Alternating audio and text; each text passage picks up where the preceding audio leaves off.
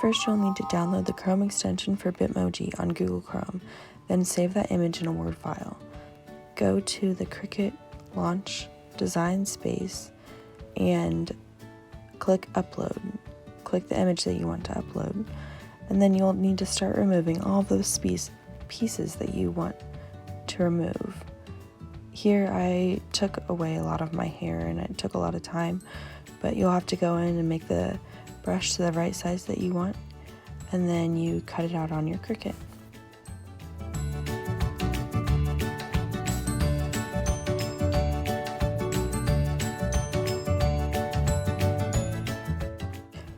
Once your Cricut is done cutting out your piece, you will need to weed out all of the pieces that you do not want to show up on your sticker.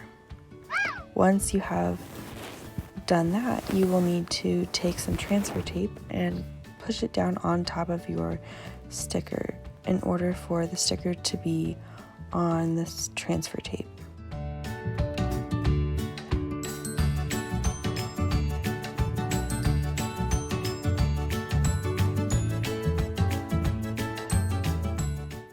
Once you have it all done, you'll need to go to your window or wherever you're going to put this Bitmoji, and you will slowly stick it on. I suggest you could start with one side and then slowly push it up like you can see I'm doing here.